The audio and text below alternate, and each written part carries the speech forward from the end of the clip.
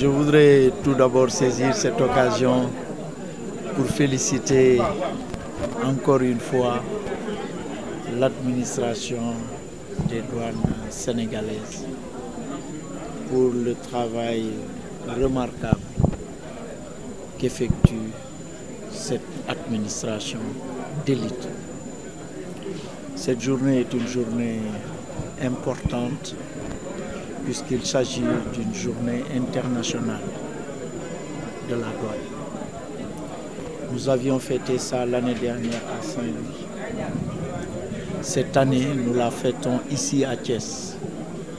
Ça a un sens. Thiès déjà, où il y a une unité d'élite de la douane. Ce groupement polyvalent qui nous donne entière satisfaction.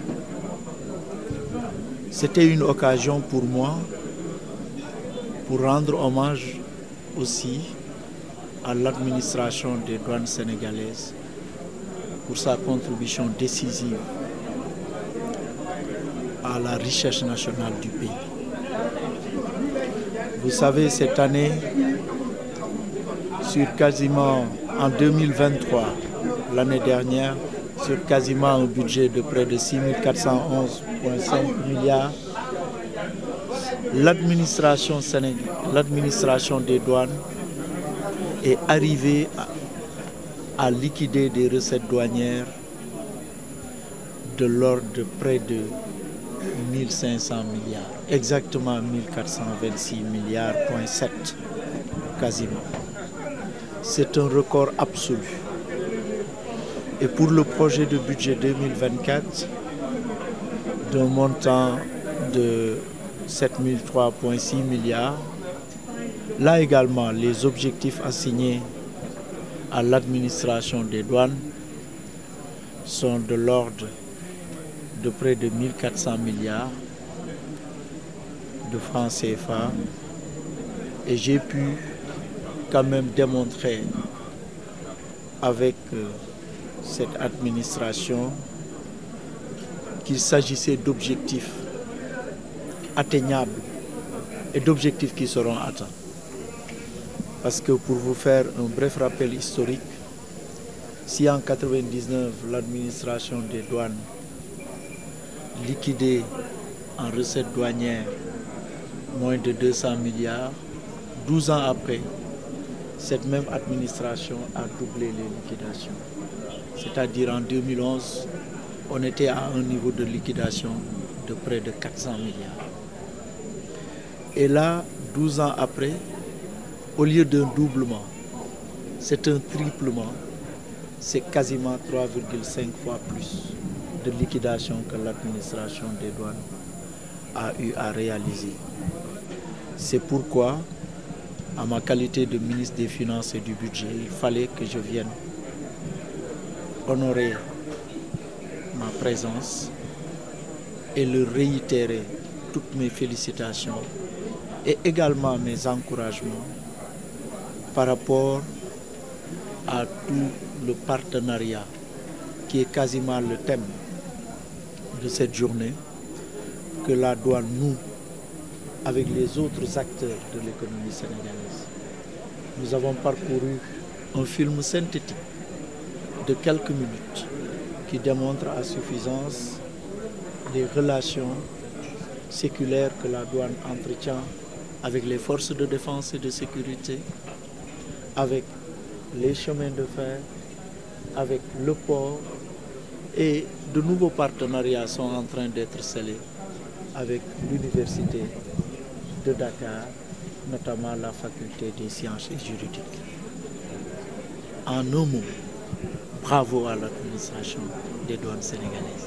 Journée bu am solo la moom la ñuy wax journée internationale douane nu réew monde bi yëpp la waaye daaw journée bi ñu ngi ko célébré woon Saint-Louis ren nag ñu ngi ko célébré Thiès.